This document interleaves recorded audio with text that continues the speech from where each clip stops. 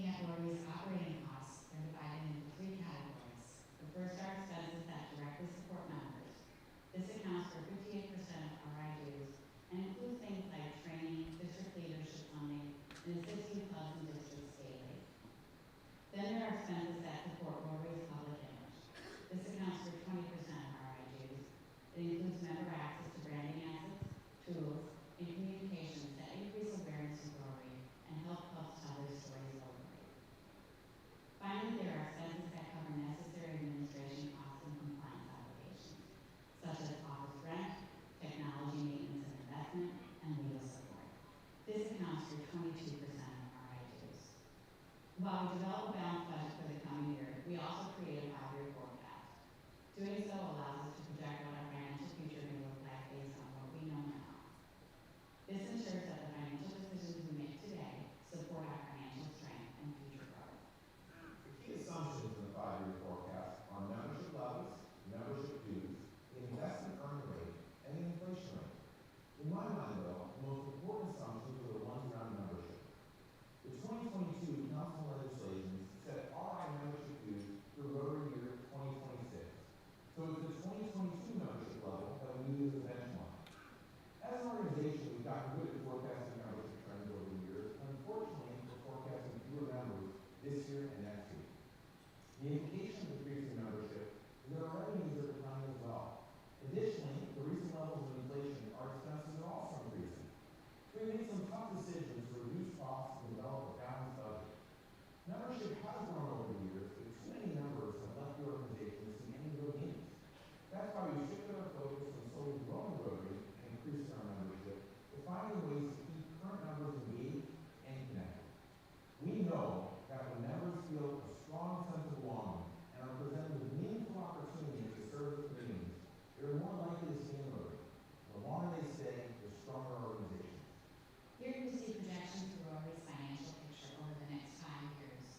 Rotary year 2023 is the base year, and assumptions are applied to future years. Looking at the chart on the left, the green bars show revenues higher than expenses. The red bars show expenses higher than revenues. We are projecting a balanced budget in fiscal year 24, surpluses in fiscal years 25 and 26, a near balanced budget in fiscal year 27, and a deficit in fiscal year 28. It's important to note that in the 5-year forecast, there's no membership dues increase assumed for fiscal years 27 and 28, as that will be determined by the 2025 Council on Legislation. I also want to point out that in fiscal years 23 and 24, they reflect the board's decisions to use reserves to fund strategic initiatives, including regionalization and polio eradication efforts. When we look at the graph on the right, the orange bars represent the forecasted reserve levels, while the red data points reflect the board reserve target. You can see that the forecasted reserve levels are above the reserve targets in every year. This is important in ensuring that Rotary has assets set aside for unexpected circumstances. We are projecting sufficient funds to meet the board target through 2028. Our bylaws require a balanced budget each year, and to do so, we will continue to prioritize our spending and focus on growing our revenues. To highlight a few priorities for the coming year, we will continue to invest in technology that will enhance the membership experience online. You can expect to see exciting upgrades to My Rotary and Rotary.org in the coming year. We're also supporting innovative and flexible club models to bring even more people into Rotary, particularly those who are looking to connect with us in less traditional ways. We're helping clubs provide a memorable and valuable experience to engage current and future members. We're establishing new partnerships with global organizations that will help us expand our reach. And of course, there's our continued dedication to eradicating polio.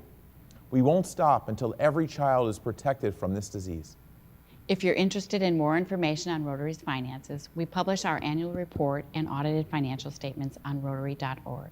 On behalf of Drew and myself, we'd like to offer our special thanks to you, our members, for your attention and continued dedication to doing good in the world. Thanks to my fellow Director Drew Kessler and Chief Financial Officer Julie Bird for breaking down the complex accounts of Rotary International. Actually, Rotary International and the Foundation, they do publish their financial report every year. But it can be very daunting to understand, and that includes me, because of the complexity of the accounts. How many of you, before watching this video, knows how many officers does Rotary International operate, and how many bank accounts and how many currency do we operate? So it's actually a very, very complex accounting system. So it also gives you an idea why, or explain why few international RI dues increases are made known to you way ahead because of the 5-year planning. They have to make projection and take into account of what are the incomes going forward. So you can see, for today, we are talking about 2023. They are already planning all the way to the financial year 2028. And also, Director or Treasurer Drew mentioned about the provision of a certain amount of money to upgrade the Rotary.org going forward just to make it what we call, because of new initiatives coming out, like the 3-year rolling plans and things like that. At the moment, the system is not capable of providing that. And going forward, they are looking at how to enhance the system. So that we have to provide the fund for it. And since all of you are so good to be staying here, I will give you a little bit of bonus. How about that? Besides showing the past financial account, Rotary International has just released the financial account unaudited up to October 2023. So it just came out, so I just take a snapshot of the reports. I would like to show you what are they. There you are. So up to October 2023, you see that on the revenue side, we are 1.6 million favorable against the budget. On the left column, you talk about the budget. On the right, the center column, you talk about the actual. So for revenue, we are 1.6 million favorable. Just in case you ask me what is PSA, the PSA revenue actually has no impact on our financial because it's the income donated, the services donated by magazines, billboard, TVs, or whatever. They provide free advertisement for Rotary International and Rotary Foundation. So, but then, according to the accounting regulations, they must book in as income. And then on the other side, they take it out as the expense. So there is no, I also had to find out what PSA meant before I came here. So, but you look at the expenses, we are actually down or unfavorable by 0.3 million.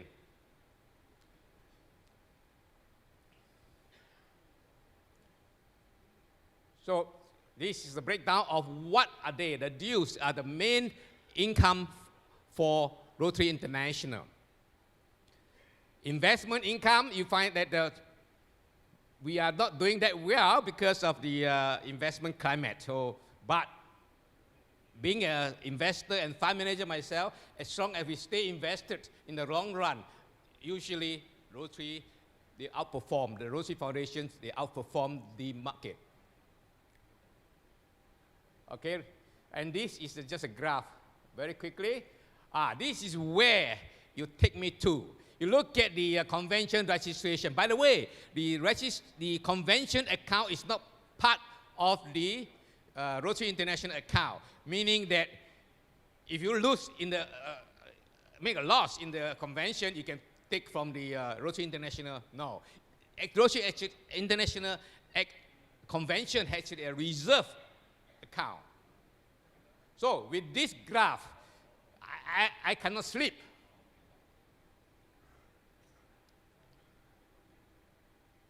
I cannot sleep because we projected 25,000 registrations for Singapore Convention.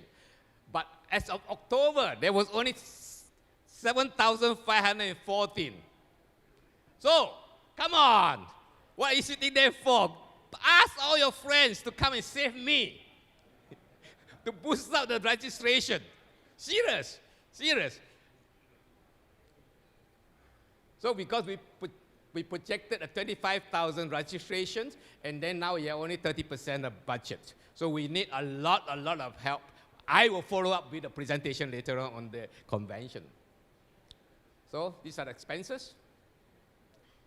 So highlights, dues are lower than budget by 0.1 million as of October. Net investment earnings are below budget by 0.9 million as explained by because of the investment climate. And services and other revenues are unfavorable to budget by 0.2 due to the timing of royalty revenue. Okay, so these are expenses. These have some saving on the IT expenses, travel expenses, and marketing. Other than that, overall, these services and other expenses favorable by 0.3 million. Okay. I've shown you all this. This is the one that you saw with the presentation earlier with the video, but this is for up to October. Okay, fast forward.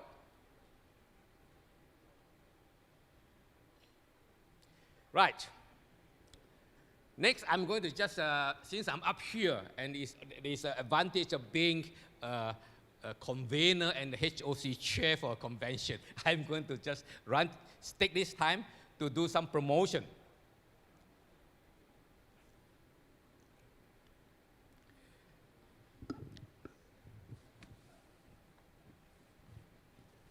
Here you are. As all of you know by now, that the Singapore Convention will be held over last weekend of May, 25th to 29 May.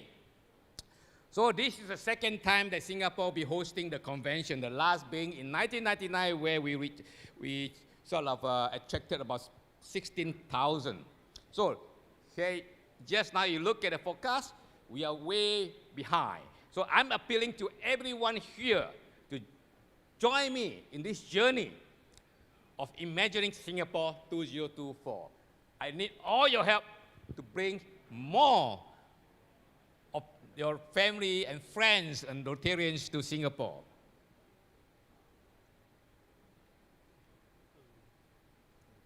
Nope.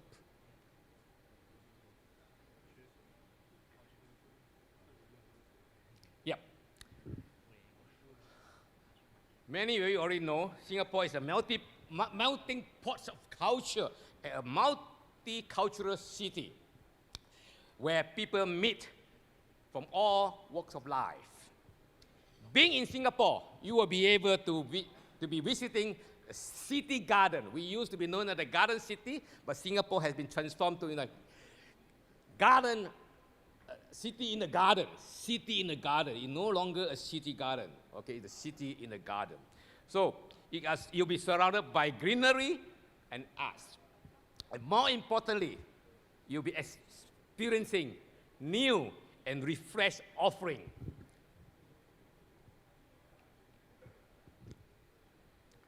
So, in the recent years, actually, Singapore took the opportunity to refresh and build new attractions. So some of the latest attractions is the newly opened Bird Paradise, where there are more than 3,500 birds in the aviary, and it's the Asia's biggest bird park. And if you like speed, like me, you can go to the hyperdrive at the Sentosa, where you can have a 3-story high go-kart ring.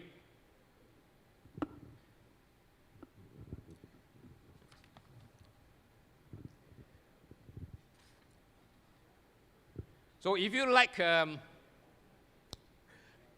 history, arts, and culture, Singapore actually has got plenty of this to offer to you, for you to immerse in our rich culture and collections. So I strongly recommend that you visit the National Gallery. Those of you who have been to it, you will know what the National Gallery. It's a collection of history of Singapore, and also you should visit our National Museum.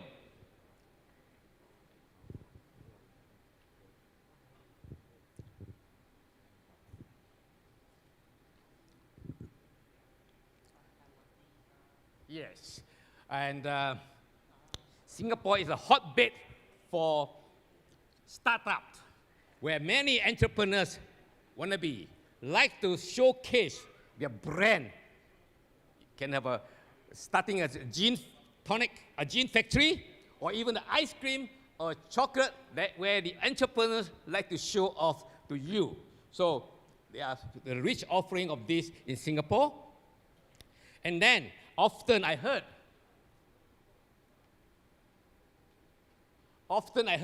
hotels in Singapore are very expensive.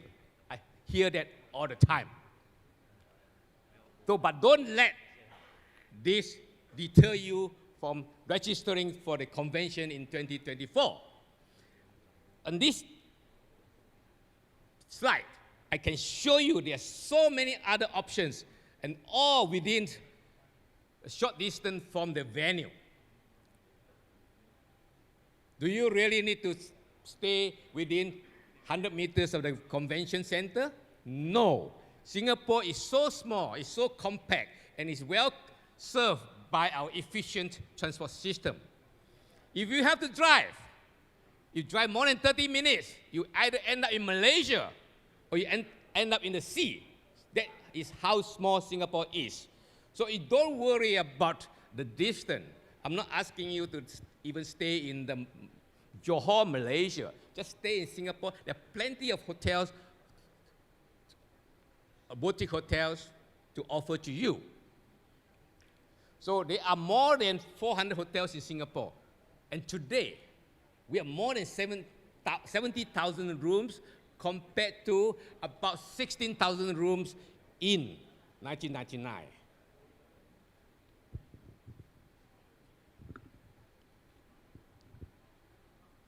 And of course, there are more hotels coming our way. Some already open, like the Artisan Singapore, already opened in December. The Edition hotels open also in December, but of course, some of the hotels are early next year. But having said that, you at this moment, if you have enough choices of hotel accommodations. So, those who have fed back to me that you're not getting hotel rooms, so that's preventing you from the registering, is not true. I offer myself to you.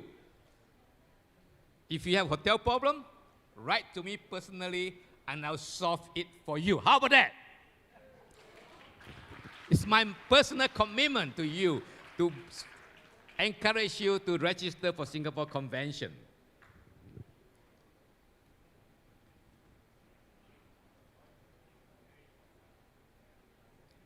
So, like Taiwan, Singapore is an all-year-round destination. And Singapore is a gateway to many ASEAN countries. Within, even Rotarians from India here, within 7 hours flight radius, you have access to countries where 4 billion people stay. And within 3 hours flight radius, you can go to Bali, Phuket, anywhere in Southeast Asia. Even Hong Kong is just how many hours away? So you should come, Hong Kong. Thailand, where are you? Yeah, you should come. Direct flight. And for Taiwan alone,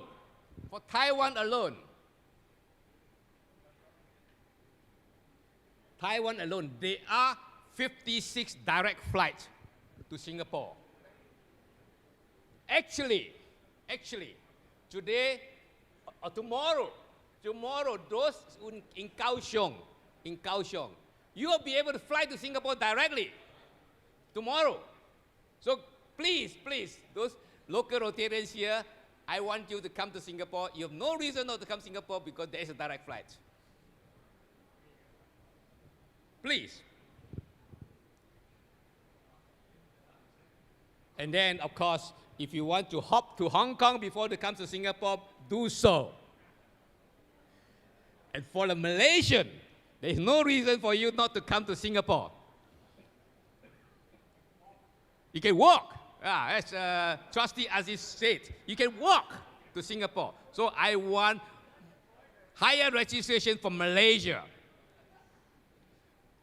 Don't give me the excuse of the currency conversion now. Just come.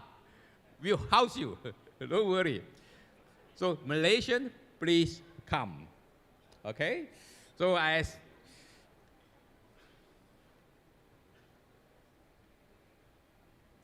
right. If you want more information about Singapore, do click this QR code. You'll find a lot more information. There are even free tours around Singapore that's offered by STB. Thanks to our STB colleagues here. They are here to support us. Xavier, Ferhan, please show them that you are here and then they can approach you. Come on. Our Singapore Tourism Board, they send their staff here to support you. So they actually set up a booth there, and if you want, please go and get registered for the 2024 convention. So with that, can I expect you to bring all your friends to Singapore? Yeah. How many? Every one of you must bring at least 20. I knew. Last night I went to every table and I got a commitment that you are coming.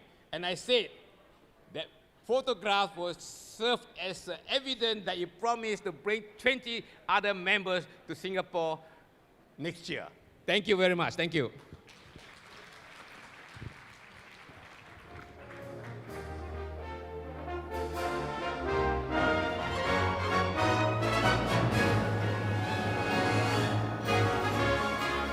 Thank you very much, Mr. Chu.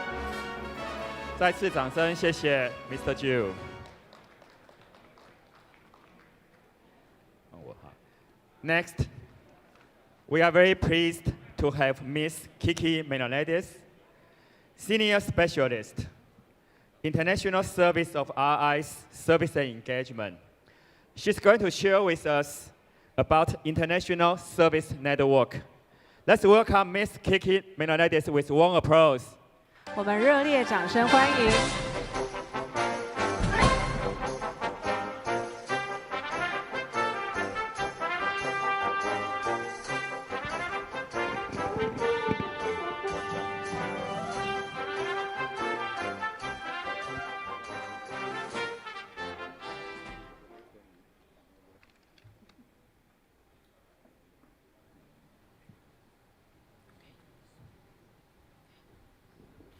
Good afternoon. Oh my, the view is really wonderful from here. I'm happy to be here with you today. It's my pleasure being in Kaohsiung, participating in Zones 1B, 9, and 10's Institute, and being with you today. Thank you to Trustee-elect Mark Maloney, President Gordon McAnally, esteemed directors and trustees and zone leaders for the honor of speaking to you today during the Institute program. I thought I was going to be speaking in one of the smaller rooms as of an hour ago, so it is truly a thrill to be here in front of you. I am Kiki Melanides, a member of Rotary's Service and Engagement Team, which is part of the Programs and Grants area. I think many of you might know my colleague, Shamay, who's a Regional Grants Officer. She's part of the Grants team, and we're both based out of Evanston at Rotary headquarters. Although the grants team is officially under the Rotary Foundation and Service and Grants is under programs under Rotary International, we work closely together as one Rotary to support our members.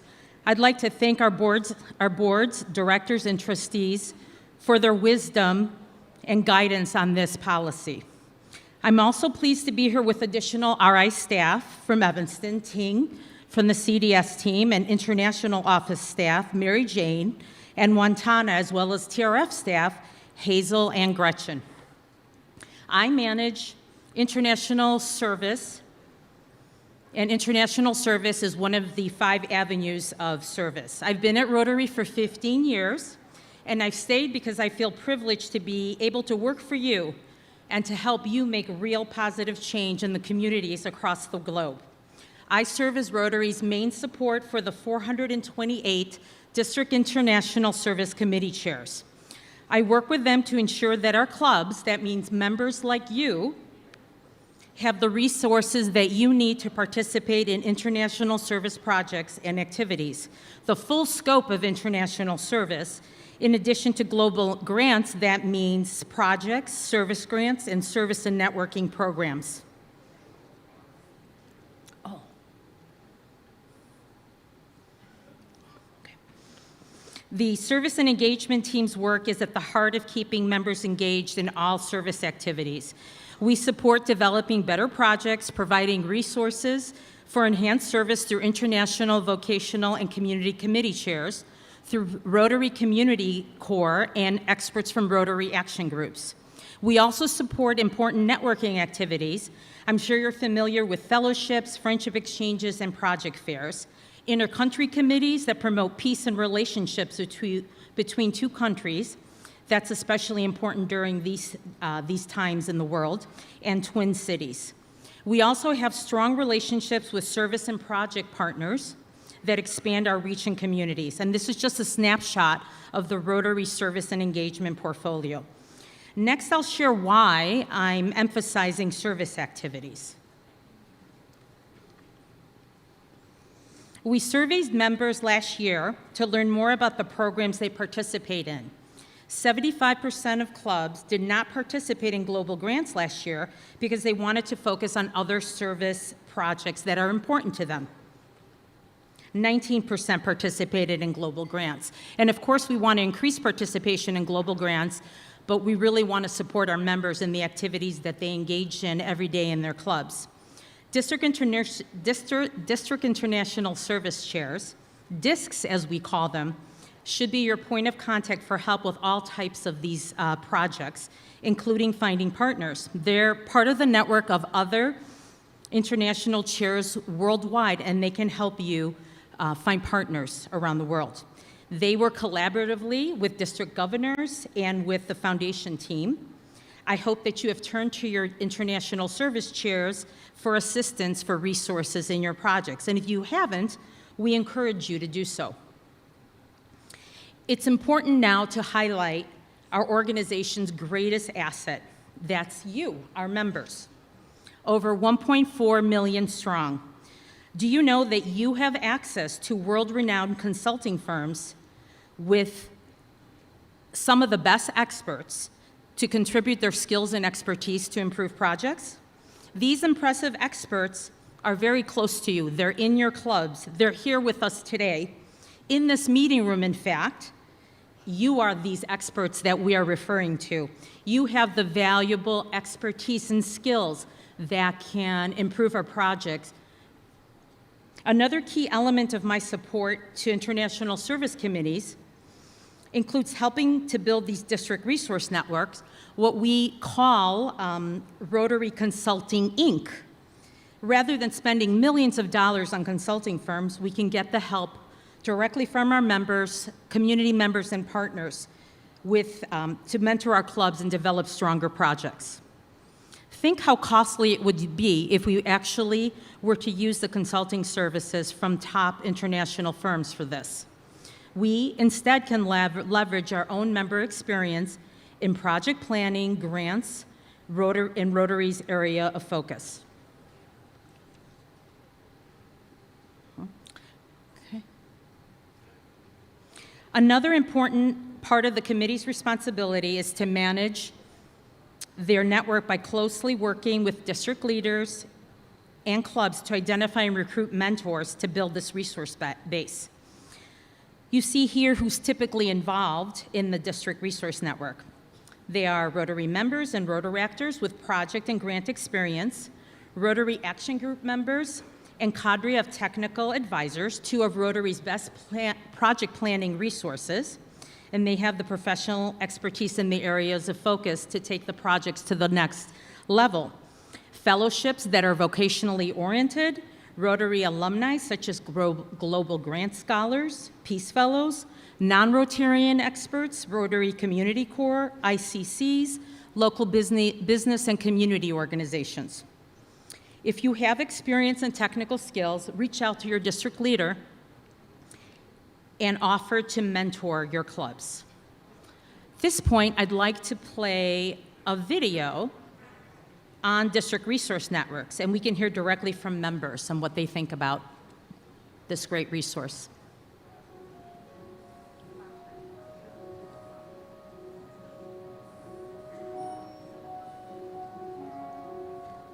District resource networks are committees of people with expertise in particular areas. They can have non-Rotarians participating with them. Welcome is another fact. We partner with churches, government officials, contractors, the people who can bring their talents to fix something that needs to be fixed. It's the power of Rotary to have this network. It can help clubs create better grants and larger, more sustainable projects. The district resource networks are like a consulting firm, but instead of spending millions, we can get help from Rotary members and friends, such as Rotary Action Groups and the cadre of technical advisors. The ability to tap into the talents from all over the district is a really important thing. These are also our potential members as well. Once they get involved, they will find interest. They will join Rotary one day.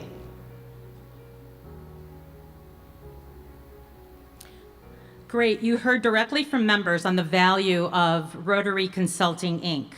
Next, I want to share details on a project that was directly impacted by the expertise of the District Resource Network. I'll share details on how 17 clubs in Italy partnered with mentors to design and implement the Remote Heart Project to save chronic cardiology patients' lives. The clubs relied on their international service chair and the mentors of their network. They joined forces to address a serious community need. It led to a better project where the alliance with the public sector and Rotary Innovation made a sustainable impact. In 2020, the Romagna region of Italy was one of the most hard hit by COVID-19. The government implemented one of the strictest lockdown protocols to contain the virus. The challenge that they faced was how would they be able to monitor these chronic cardiology patients with additional health issues without requiring in-person appointments at high-risk environments like hospitals and specialty centers, which were already stressed with the high patient demand. The vulnerable patients were in urgent need of regular health status checks and monitoring of heart-implanted devices. It was literally a matter of life and death. So how did they do it? International Service Chair Paolo Pacini and members of the Rotary Club of Rimini led the charge, bringing together 17 clubs in the Romagna region and one club from Argentina to work with healthcare, government, and community experts to address the lack of assistance for these chronic patients. First, they conducted a community needs assessment. They met with the public health agency, technicians, doctors, nurses, managers of health services to plan the project and to set the goals. Just another example of why the community assessment is so important in all projects, regardless if they're funded by the foundation. They determined that monitoring a single patient via telemedicine was the most effective and efficient solution. The experts of the network continued consulting on the project to ensure continuity and quality of care.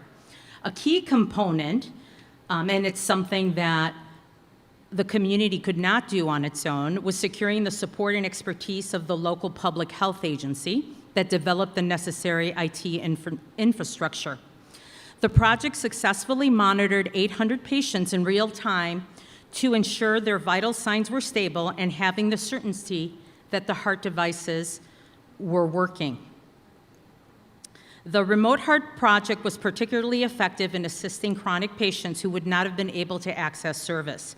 This was a wonderful example of clubs working together and relying on the expertise and guidance of their network. 17 doctors were involved, 23 nurses. It produced the new software to allow the different heart machines, devices to communicate with the monitoring computers, with an easy-to-read dashboard to determine the patient's ongoing health status at all times. The Global Grant received funding by the Rotary Foundation for $89,000 US, with additional funding from public agencies and clinics. So why is using our own valuable member or partner resources so important? By leveraging our network of mentors, we will be able to develop stronger projects. And I've heard our General Secretary, John Hugo, speak specifically about how one of our underlying pillars of our service projects, our global grants, and our programs of scale incentivize clubs and districts to get together and develop projects that have greater impact and sustainability, which will provide greater visibility to our organization. In 2013, we embarked on a new global grant model because we wanted to develop larger, impactful, sustainable projects. But we also recognize that our members are volunteers and not necessarily experts in a certain area of focus. So we faced the challenge of how do we get those necessary resources to support our members while supporting stronger projects. For a long time, the incredible knowledge within Rotary that could help clubs create these bigger and better projects were not attainable.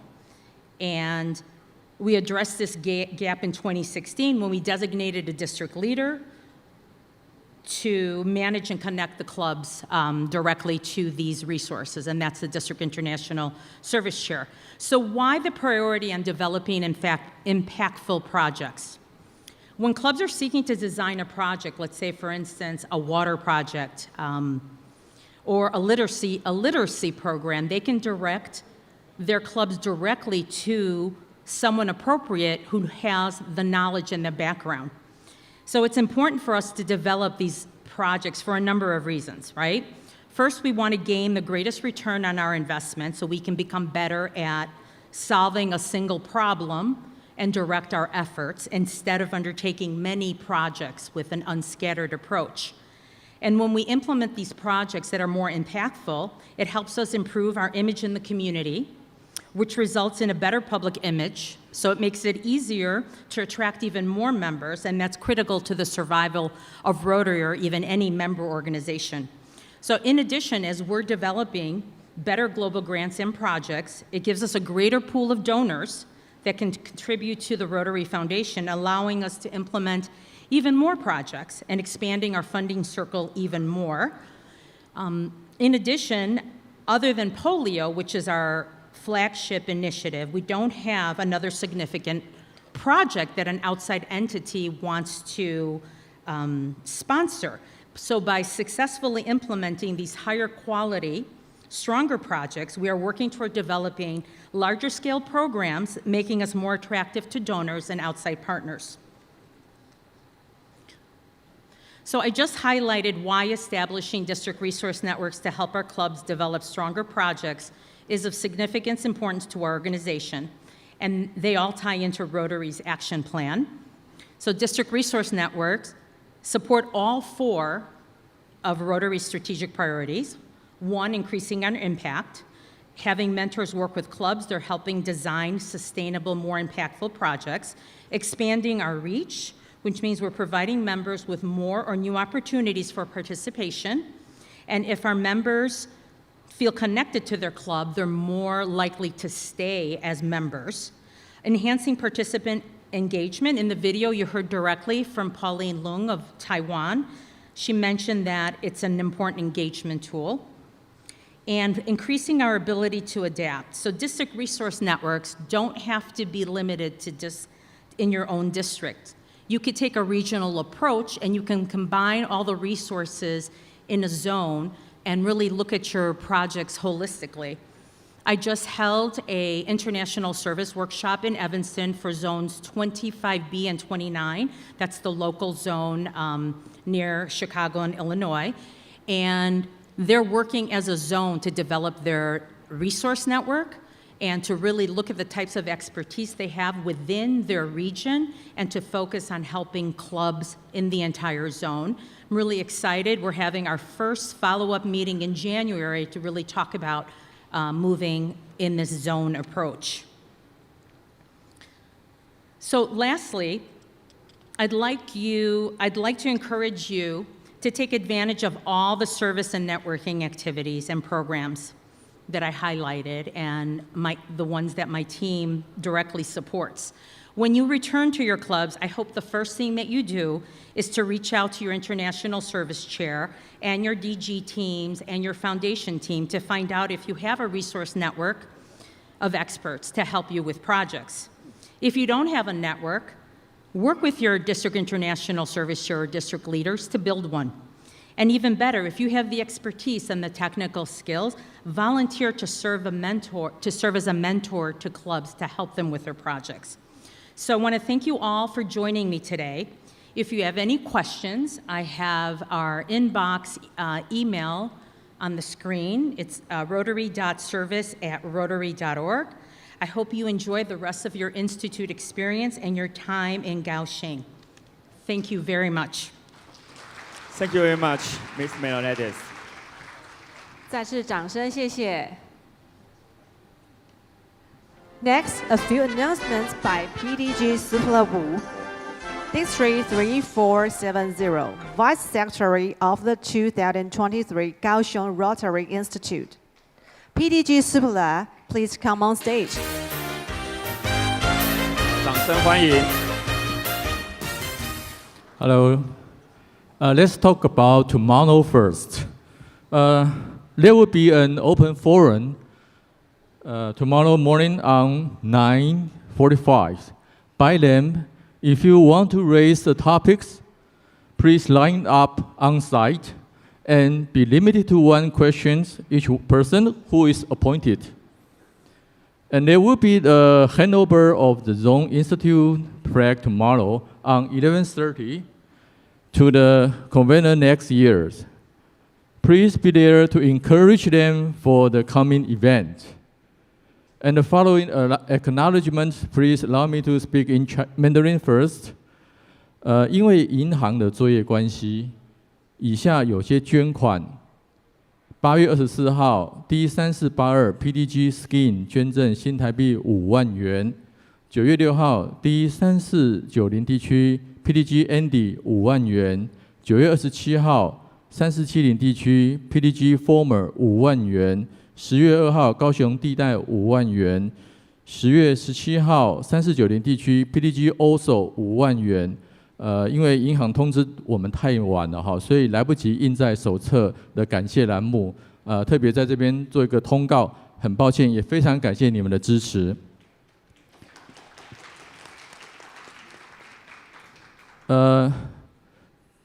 Due to the Institute would like to acknowledge the following donations, which are not shown on the page 93 in the handbook, due to the late information by the bank. After the handbook has been printed, on August 26th, there's the District 3482 PDG Skin for NTD 50,000. September 6th, 3490 PDG ND for 50,000, and September 27th, 3470 PDG Former 50,000. October 2nd, Kaohsiung Zone 56,000. October 17th, 3490 PDG also 50,000. Sorry for the missing print, and much appreciation to your generous contributions. Okay, so do you enjoy today's program? Yes, but today is not ended yet. For the following program, we encourage you to dress in your national or traditional clothes for the International Cultural Fellowship Night. This evening on 6:30 here, there will be performance of Rotarians from Hong Kong, Philippines, Bangladesh, and Taiwan. Do you have any performance group here? Can you raise your hand? If you are here, please be noticed that you can use the Jinfu and the Jinlan rooms in this floor for dressing and preparations. Thank you for your attention. Thank you.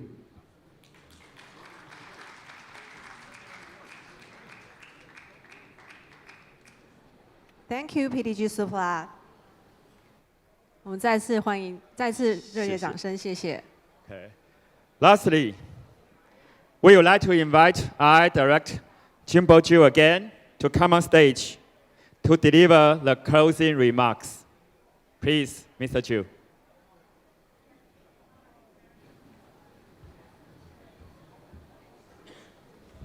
It is my final duty of the day. So I'm going to declare the plenary session closed for today. Thank you. See you at 6:30 tonight.